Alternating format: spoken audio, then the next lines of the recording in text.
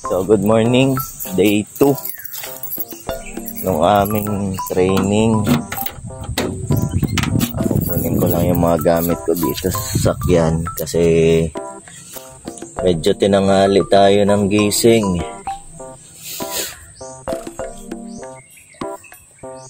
Yan.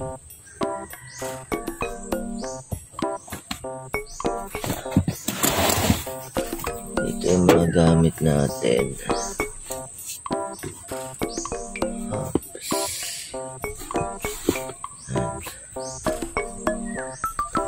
Mga gamit.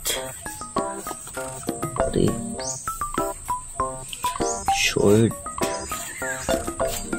Try natin ang short. T-shirt. Sige.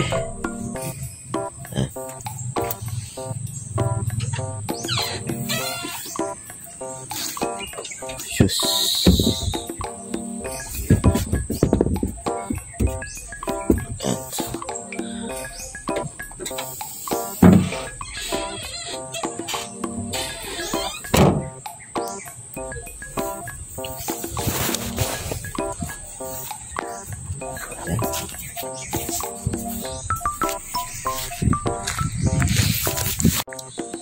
So, bale, kinuha ko lang yung polo shirt para medyo formal naman tayo ngayong second day. So, ayun yung mga asikaso na sila. Mga ligo na yung iba. Ako hindi pa. Ano yun? Nililigo na ako. Kaso na ako, sanay naman tayo sa mabilisan ligo. Konti lang to. Yeah.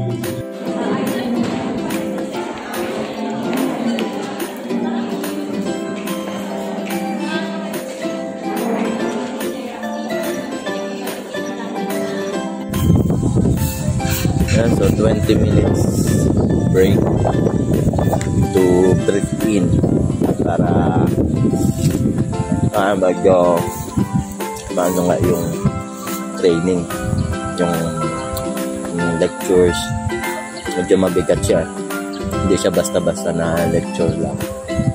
Talagang kailangan ipasok mo talaga sa utak mo yung mga bagay na dapat mo matutunan dito.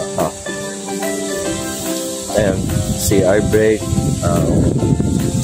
para makahinga din kasi mamaya talaga, kasi yung every lecture na ginagawa sa others talagang mag-benefit ka, maganda yung training.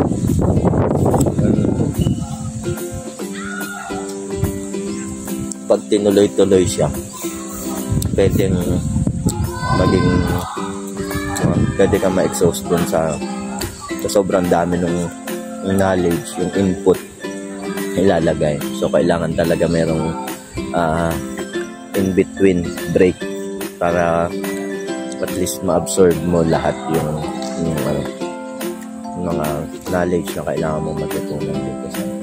So, ito palang training na to is yung EMDR and heart modalities na training for trauma and phobias. Yun. So, marami. Yan. So, sa Filipino culture, marami yung nakaka-experience ng ganito, yung trauma, yung phobias.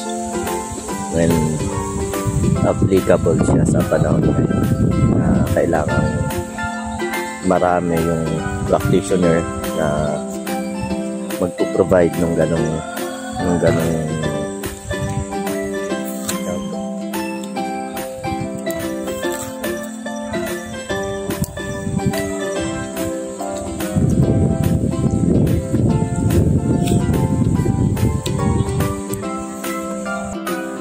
So dito sa atin kasi sa Philippines, ilan pa lang yung mga practitioner na nagpo-provide ng ganon. So yun yung goal, kailangan magkaroon ng mas marami pang practitioner na magpo-provide ng ganong services para dun sa mga patient, dun sa mga client na naka-experience ng trauma. So day 2 ng aming training, and maganda yung input. Masaya ako dun sa mga natututunan ko.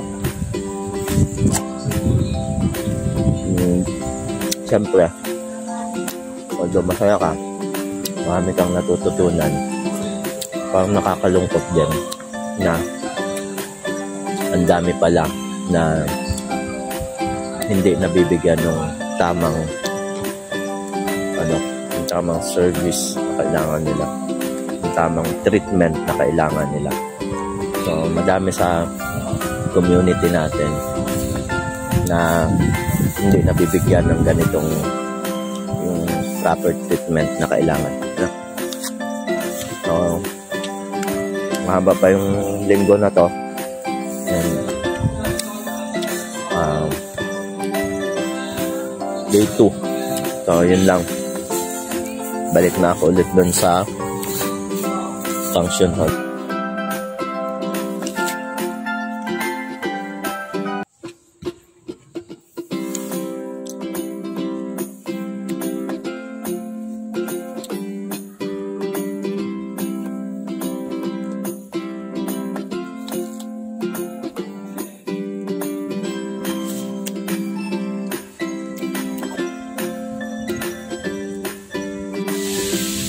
And yun pa, naalala ko bigla, sana mas marami pang mental health practitioner ang mag-practice nito. Kasi very timely yung ganitong, actually yung naiiwanan na tayo. Dapat mas maraming practitioner yung sana nito, nagpa-practice nito ng trauma treatment. Saka napaka-effective nung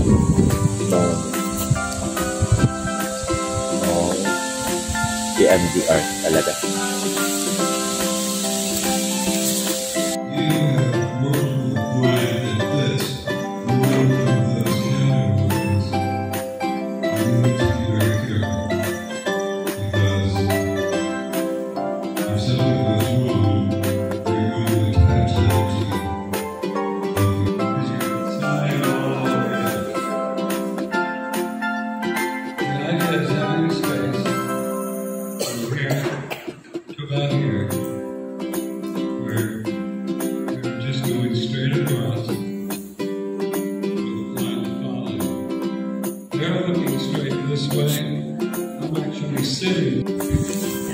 So tapos na ang day 2. Tapos na day 2. Day 2 na pala tayo. Day 2 na ba? Day 2. Nag-start tayo kahapon. Oo, kahapon di ba?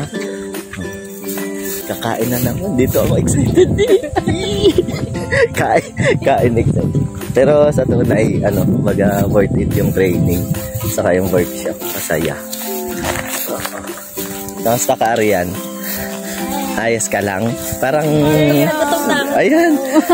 Sabi ko na, may kasama akong Puro God-given people. Wow. Ay, parang ikaw pa ngayon ang hindi.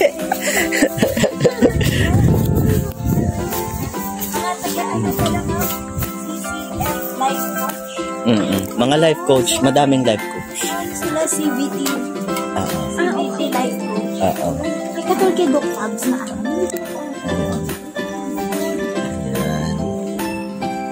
So, bukod dun sa training, dito kami excited sa kain.